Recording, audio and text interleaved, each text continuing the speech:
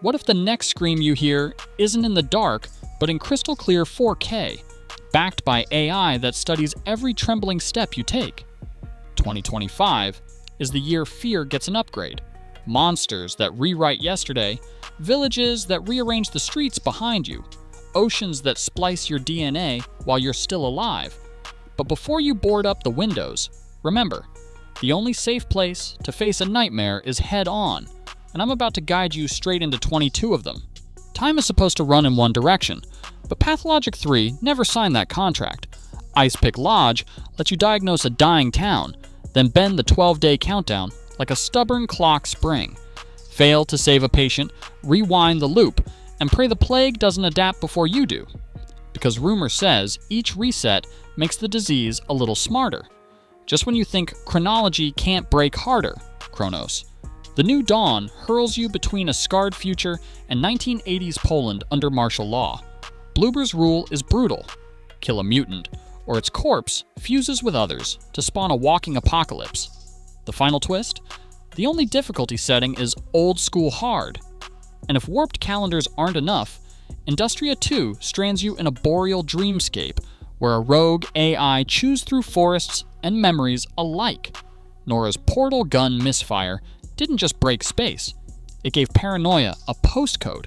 But even a busted clock feels friendly compared with teammates who trade your pulse for their own chance at daylight.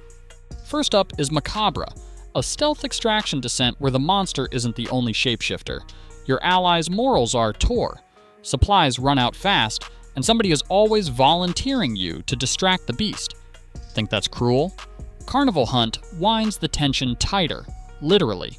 You and your fellow toy bunnies have clockwork hearts that tick towards stillness. Only by cranking each other's keys can you stay alive while the carnival fiend stalks in the dark. Your life is their resource. Hope your best friend is feeling generous.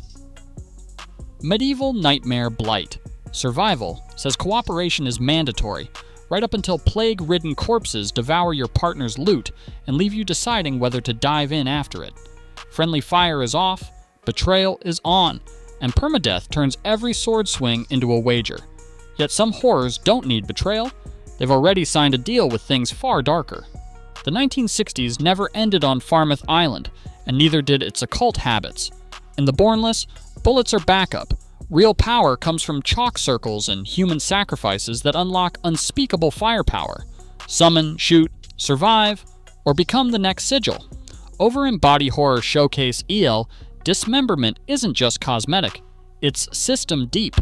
Early trailers left jaws on floors, but fans whisper fears of vaporware after months of radio silence.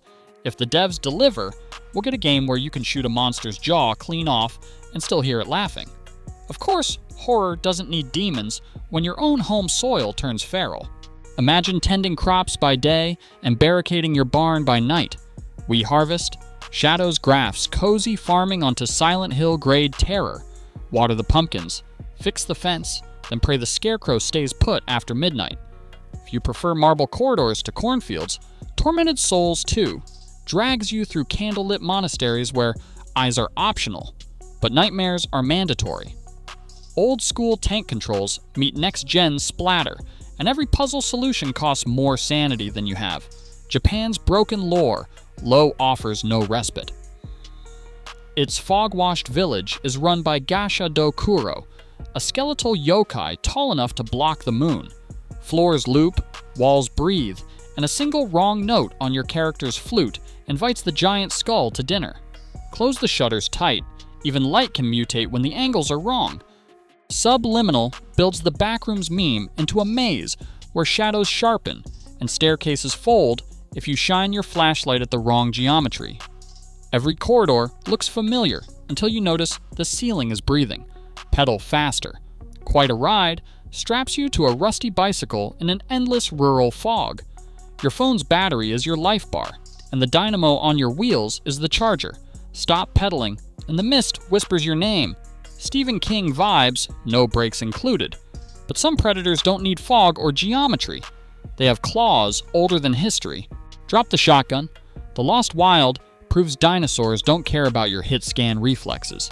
You'll use flares, distraction traps, and pure stealth to survive an island where every roar resets your heart rate to 0. If you insist on firepower, Deathground offers it, but ammo is a rumor. Picture Alien Isolation's AI with raptor speed and a co-op buddy whose panic could blow your cover. Don't let them slam a locker door behind you. Water used to be safe, until the Abyss learned to mutate. 4-player Subnautica 2 invites you to build coral castles, right up until a bioluminescent leviathan decides your DNA would look better with gills. Splice or die. Remember, every upgrade has a price. Onshore, The Sinking City 2 drags us back to a flood-ruined metropolis, now free from its publisher's legal shackles. Frogwares re-owns the IP after a bruising courtroom bout, and they're celebrating by letting eldritch terrors drown the streets in style. Detective work is optional this time. Swimming lessons are not. Yet the deepest scars are the ones a franchise carves into us across decades. Directive 8020 crashes you onto a planet where an alien organism mimics your crewmates. One wrong call on the comms, and your best friend's voice is just a recording in someone else's throat. Konami's Silent Hill F shifts the series to 1960s Japan, blooming crimson flowers that burrow like parasites under skin. A pre-release rating ban in Australia turned out to be an error, but the buzz only made the petals redder. Meanwhile, Capcom keeps its cards close, but trusted leaker Dusk Golem swears Resident Evil 9 will reinvent the series on the level of RE4 and RE7.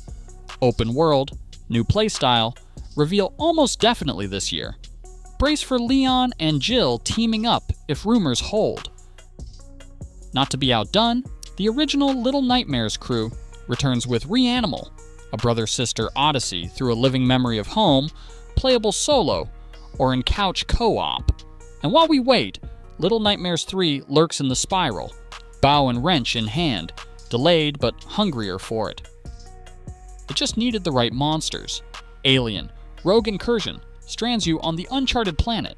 Per dawn as ex-Marine Zula Hendrix, where the new Xenomorph AI maps every breath you take. A hiss behind your right ear isn't directional audio, it's location data the beast is actively using against you. Opening a locker feels like negotiating with fate, and even the game's motion-mapped reloading dares you to fumble while something drools overhead.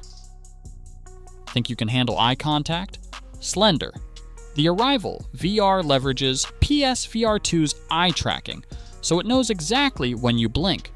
Look away, and the tall, faceless shadow advances. Stare too long, and static bleeds across the lenses. On May 13th, 2025, the creepypasta legend finally grows legs you can hear pacing behind you. And if you still crave claustrophobia, Metro Awakening VR seals you in Moscow's irradiated tunnels. Flash floods of fog beat on your mask, Geiger counters pop like kettle corn, and Vertigo Games' 2025 survival patch deletes almost every checkpoint, meaning a single mutant swipe can rewind an hour of sweat-soaked progress. Immersion here isn't a feature, it's a trapdoor. Peel off the headset and wipe the lenses, because even with the gear powered down, the credits are still rolling, and the nightmares now know exactly where you live. Midnight, with 22 doors creaking open all at once. Some lead to flooded cities, others to shifting hallways, and one or two might dump you in the jaws of an idea so new it doesn't have teeth yet, only blueprints. The question isn't whether you'll step through, but which nightmare will claim your first gasp. Because this year, fear doesn't log off. It streams, it preloads, and it installs itself right next to your heartbeat. Ready to press start?